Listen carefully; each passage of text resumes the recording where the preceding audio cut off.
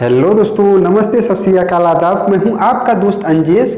आज इस वीडियो में बात करूंगा दोस्तों जांघों के बीच में हो जाने वाली खुजली की। जी हाँ दोस्तों, जांघों के बीच में खुजली हो जाती है, उसके बाद ठीक भी हो जाती है, लेकिन वहाँ पे कालापन आ जाता है। वो कालापन ठीक नहीं होता। इसका क्या कारण है कालापन न ठीक होने का? तो दोस्तों सर्वप्रथम हम समझते हैं कि जब हमें कभी घाव लग जाए या कहीं पे कट जाए तो उसको सही होने के बाद वहाँ पे निशान पड़ जाता है और या सफ़ेद हो जाता है या कालापन आ जाता है, तो शरीर हमारी उसको लगभग 3 से 4 महीने में रिकवर कर देती है। अर्थात हमारा चमड़ी जैसा है और हमारा बॉडी जैसा है उस प्रकार से फिर पुनः वैसा हो जाता है।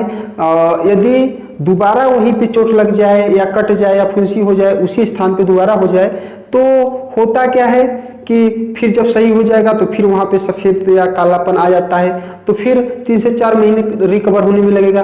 तो ठीक इसी प्रकार से जांघों के बीच में होता है दोस्तों। जांघों के बीच में होता क्या है कि हमें एक बार खुजली हो गई और ठीक हो गई, उसके बाद दोस्तों 3-4 महीने रिकवर करने में शरीर को लगता है, फिर से 3-4 महीने में ठीक हो जाता है। हमारा जो जहाँ पे भी जांघों के बगल में कालापन है 3 से 4 महीने में ठीक हो जाता है। लेकिन होता यह है कि दोस्तों कि 3-4 महीना बीतने से पहले हमें दोबारा खुजली हो जाती है।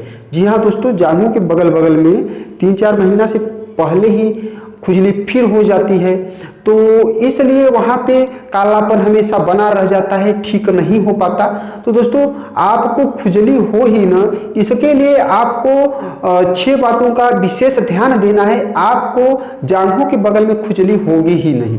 जी हाँ दोस्तों, आइए समझते हैं जांघों के बीच में खुजली होने का प्रमुख कारण क्या है।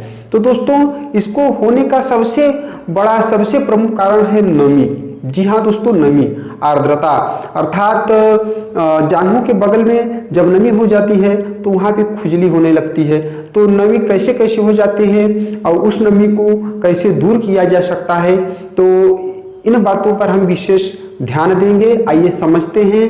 पहली बात दोस्तों, आप लोगों को पसीना नहीं होने देना है।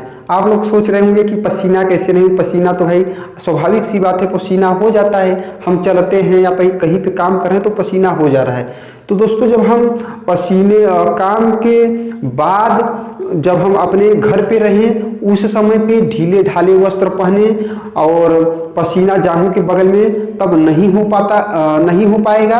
और पहली बात दोस्तों, दूसरी बात है कि जब भी हम नहाएं, जी हाँ दोस्तों, जब भी हम नहाएं, नहाने के बाद पूरे शरीर को तौलिए से अच्छे से पोंछना है। जी हाँ दोस्तों, शरीर को पोंछने के बाद जांघों के बगल में भी अच्छे से पोंछिए ताकि वहाँ पे पानी या नमी न रहने पाए। और 5 से 7 मिनट बाद अंडरवियर पहनिए। जी हाँ दोस्तों, 5 से 7 मिनट बाद पहनेंगे तो अच्छे से सूख जाएगा पानी। उसके बाद अंडरवियर पहने। और तीसरी बात दोस्तों, जब भी हम अंडरवियर पहने, जी हाँ दोस्तों, तीसरी बात मुख्य बातें हैं कि जब भी हम अंडरवियर पहने, अंडरवियर गीला न पहने। जी हाँ दोस्तों, कभी भी अंडरवियर गीला न पहने। यदि नहीं सूखा है तो उसको सुखा लीजिए, थोड़ा सा 1 घंटे 2 घंटे बाद ही पहनिए, लेकिन गीला अंडरवियर नहीं पहनना है। और चौथी बात यह है दोस्तों कि हमें दूसरों का तौलिया, घर में और सदस्य हैं, भाई हैं, पापा हैं या और भी सदस्य हैं, तो उनका तौलिया इस्तेमाल नहीं करना है, क्योंकि तौलिए के इस्तेमाल से भी फैलता है फंगल इन्फेक्शन, एक दूसरे से बहुत तेज़ी से ग्रो करता है, तो तौलिए का इस्तेमाल नहीं करना है।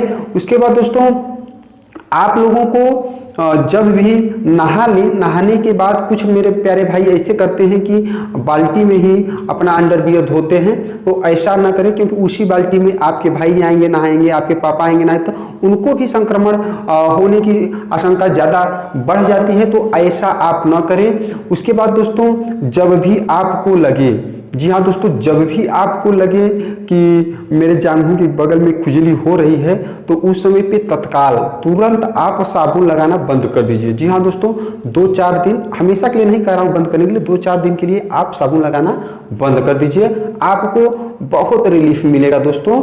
और इन बातों को यदि आप ध्यान दे रहे हैं अच्छे से, तो आपके जांघों के बीच में खुजली होगी ही नहीं। और जब खुजली होगी ही नहीं तो कालापन कहाँ से आएगा दोस्तों? यदि गलती से कादबार हो गया खुजली, तो उसको दोबारा वो खुजली न होने दो दोस्तों। इस बात का विशेष ध्यान रखें। आप स्वस्थ रहिए, मस्त रहिए। जय हिंद दोस्तों।